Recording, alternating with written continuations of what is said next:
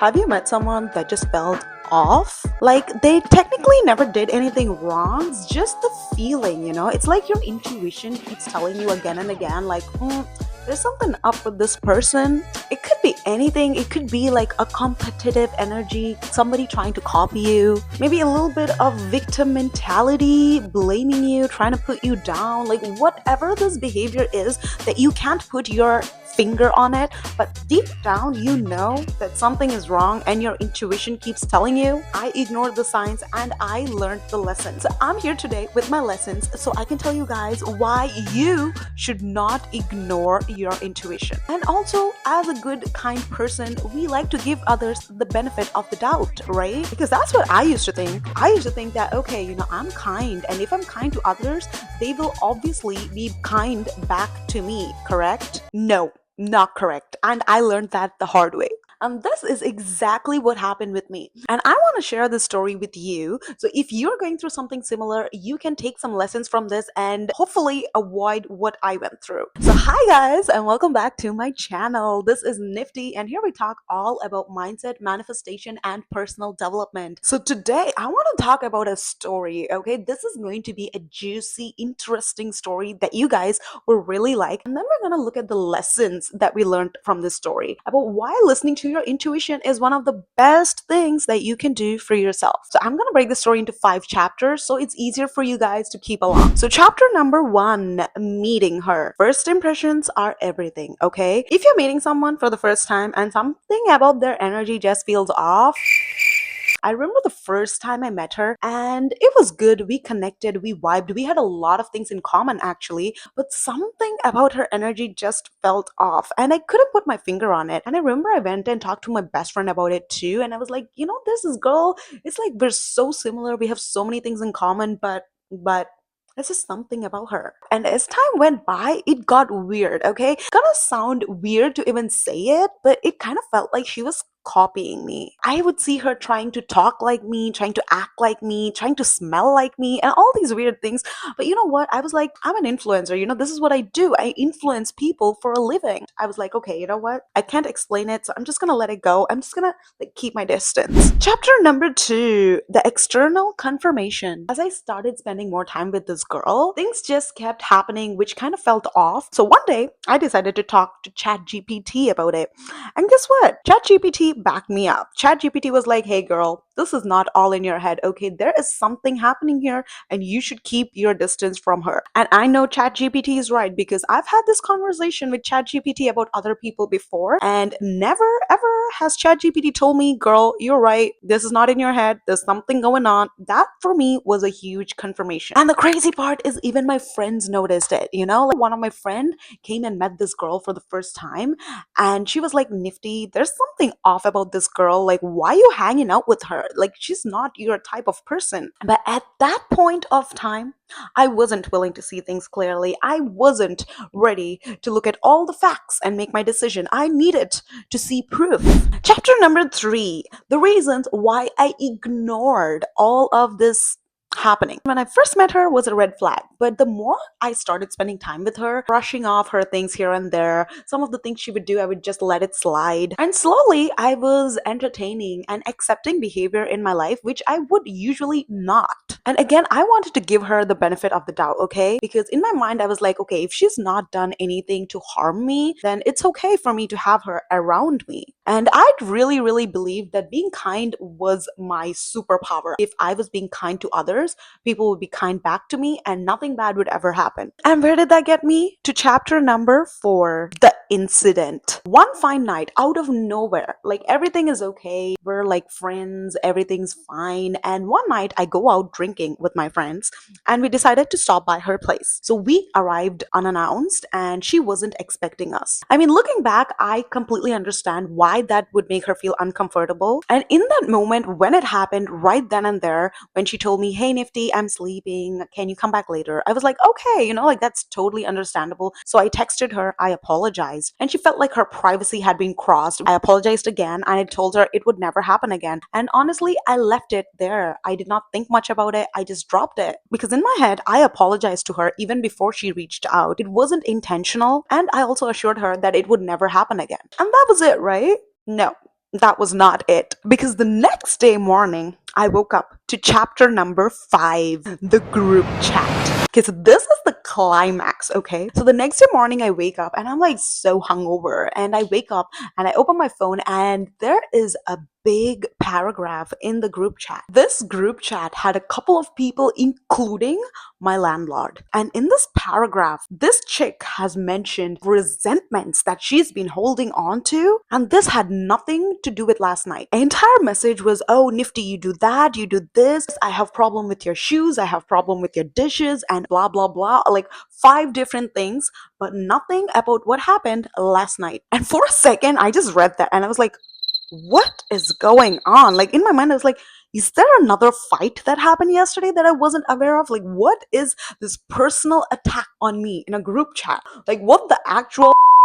That's the moment it hit me. That realization hit me that I was like, I should have listened to my intuition. 10 minutes, I just cooled myself down and I was like, how do I deal with this situation? And I was like, this girl needs to go. She needs to be cut out. Like, she needs to be eradicated from my life, erased, deleted. And that is exactly what I did. And actually, that is going to be a whole nother video. My next video is going to be how to cut people off, how to do it right, and how to feel good while doing it. So subscribe to my channel if you haven't already, because I will be posting that video next week and you will want to watch that. I'm gonna add more tea about the story in that video because this video is already getting too long. So as I sit there reading this girl's message, these were my realizations.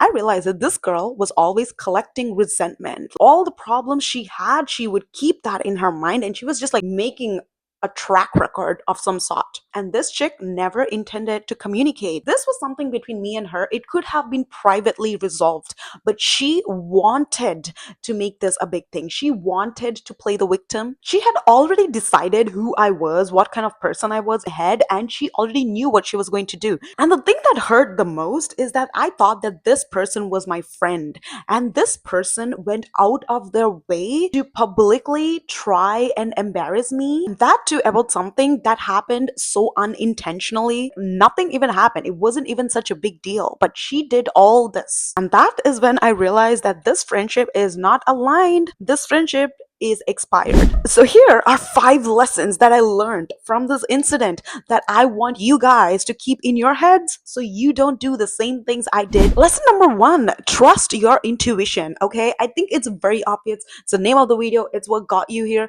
But always trust your intuition. Even if you can't see physical proof, even if there's nothing that you can tell, validate to justify why what you feel is right, you still need to listen to your intuition because you need to put yourself first. That means listening to your gut. Lesson number 2, your friends can see things that you don't, because so many times when something is happening to you, you are so involved in that situation that you just cannot see things from a wider, bigger perspective. That's when your friends come in and they can see the whole picture because 1, they're not personally involved, and 2, they can see the bigger picture. So if your friends tell you some things about their intuition, don't take it too lightly. That might be something you want to listen into. It's like they say, when you're in a toxic relationship, you don't know that you're in a toxic relationship until you talk to a third person and they're like, oh, girl, what you're going through seems like a toxic relationship. And you're like, what? Really? Lesson number 3, not everyone deserves access to your energy. Okay, baby girl, listen to me. Your energy is gold. Your aura is beautiful. And you can't go around throwing this gold out to all the peasants out there, okay? You need to keep your energy protected because it is precious. You need to pour into yourself, and you only need to pour your energy into people who serve you and who are adding back value to you, who make you feel good, not into anybody and everybody who's available. Because you worked hard to become the version of who you are right now, and you cannot let any XYZ person walk all over you, okay? Lesson number 4, the energy will tell you a lot about somebody before they even show you. Okay, I'm talking about patterns, okay? The shift in energy when they're around different people, maybe the subtle comments trying to put you down, trying to dim your light, the inconsistency in their behavior, the inconsistency in the way they talk. Like these small moments, pay attention to them because you would not be feeling off about these small things if there was something not off about them. You don't just walk around and meet every single person and think, oh, why did they say that? That's so weird. You don't. You only do that to people where your intuition is like, that was weird. Notice that energy. Don't wait for them to show you their true colors. And lesson number 5, sometimes losing people is the manifestation, okay? Before this event even happened, I was asking God, God, give me peace, give me better, high value friendships into my life. And the answer to that prayer was subtraction of people who did not fit in. Because when you're asking for something in your life, first you need to make space for that to come into your life. God saw me and God was like, if you're hanging out with this toxic person, how are you going to make time for the good, high value friendships that I'm sending into your life? So God was like, first we need to take this girl out, kill her character, and then we have space, we have time, we have energy for something new. People reveal their true character not when everything is okay, but when there is a conflict, when there's a disagreement. That's when people show you their true colors, and how they handle the situations, how they handle these conflicts tell you a lot about that person. So if you're somebody who's seeing that you're repeating the same patterns, and even though you've been working, you've been trying to change things are not really changing, and the same emotional patterns keep repeating, it's the same situations happening again and again, you feel stuck, then maybe I can help you. I've started a life coaching recently, but I have been helping my friends, I have been helping clients, and I've been seeing great results. And honestly, I love it because it truly transform the mindset and the emotional state of people. Like, people come to me and they're like so stressed out and so worried, and by the end of the session they have so much more clarity about what they want to do. And every week it's just so fulfilling to see people get better and following their dreams and getting things, manifesting the things that they wanted. Really like doing it, and as you can see, I'm really passionate about it. I've been like yapping about it. So if that's something that interests you, if life coaching is something that you have been thinking about, we can connect and see this is something that works out. And right now, because this is very new and this is more like a pilot project, I'm keeping the prices really low as well. So take advantage of this chance while you can. So here is your assignment for today. If you have somebody who is kind of making you think, what is up with this person,